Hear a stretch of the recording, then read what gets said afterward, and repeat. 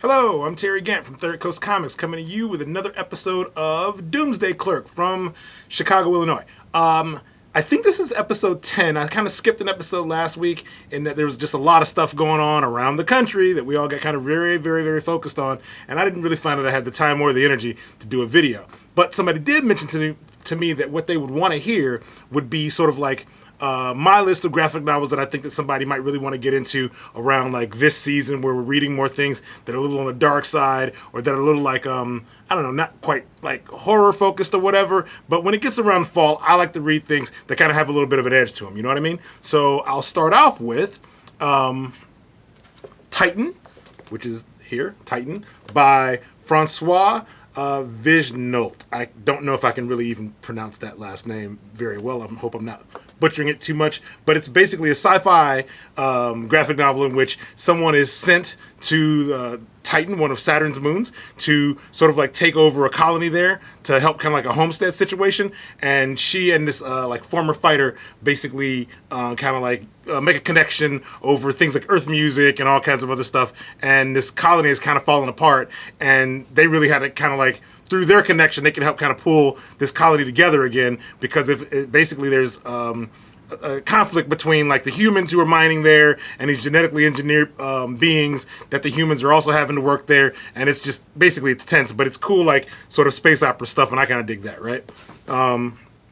Planet Paradise, which isn't really space opera-y so much as it's more like, I don't know, I'm gonna call it like Wild Gilligan's Island in space, by Jesse Lonergan. It is a group of people who are going on a tour in space off to other world, doing like kind of a long-term voyage, vacation-y kind of thing, and hijinks ensue when bad stuff happens, and the ship crashes on a planet, and the planet's populated by very large like alien creatures, and they kind of have to like get their crap together to survive. But it's a cool thing, and I like Jesse Lonergan's work. I'm like discovering they have this really great talent for storytelling and panel layout and keeping it kind of minimalist, yet really interesting. I dig it a lot. More in the actual horror vein is the zombie book called Year Zero, and it's published by AWA Upshot.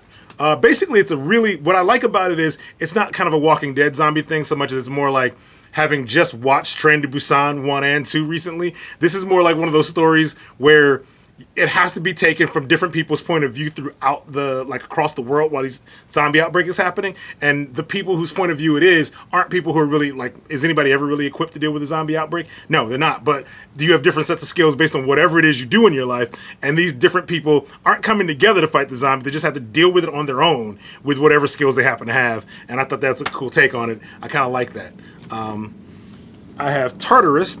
If you do like kind of your high fantasy sci-fi space opera, Tartarus, published by Image Comics by Johnny Christmas and Jack T. Cole.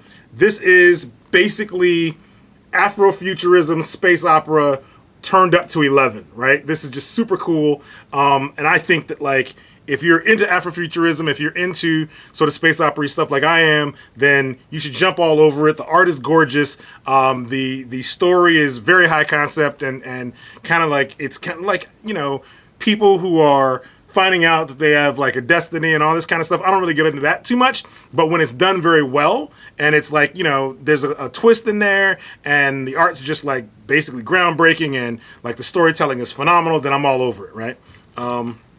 There's that. And then there are two books that have been out for a while, both by Jeff Lemire, and they are Gideon Falls and Family Tree. Here's Family Tree, which some of you might be familiar with. It's about a little girl who discovers she's turning into a tree, and she's literally turning into a tree, and her family are trying to like, you know, get her help, however you get help for people when you find out that your kid's turning into a tree. And then, you know, there's mysterious, bizarre, like people who get in the way and who are like kind of hunting her down and all this kind of stuff. And it's pretty dark. You know, I don't think any kids really want to turn into trees.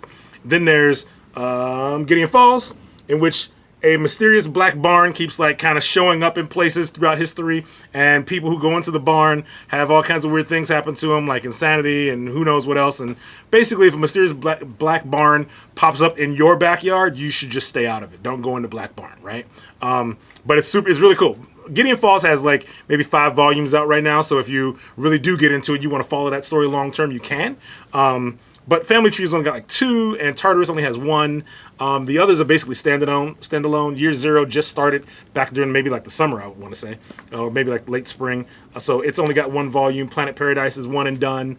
Titan is 1 and done effectively. So you've got like kind of a mix of sort of long-term storytelling here with like Image Comics books, and you also have like things from the top shelf that are just 1 and done. If you just want to hit it and just like kind of be done with it, move on to the next thing over the next couple of months while maybe you're social distancing and not visiting people for the holidays and just kind of like sequestering yourself in the crib. Like if you're doing that, then some of these might be fantastic for you. There's also, if you happen to be a fan of the history of comics, there's a new Taschen book out in which is basically a more sort of desk-sized version of the Marvel Age of Comics, which is basically like Taschen doing a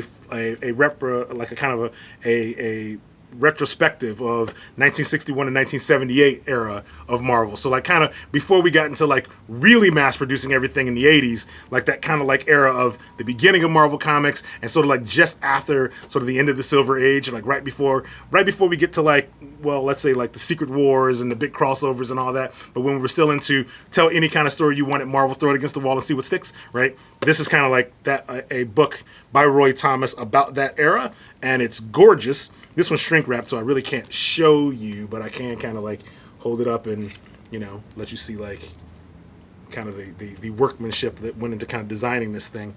I think it's pretty great. That's kind of really all I have for you. I'm not really going to do any industry talk right now because to me, any news that's come out lately is not really something that you want to get into without like having a little more information.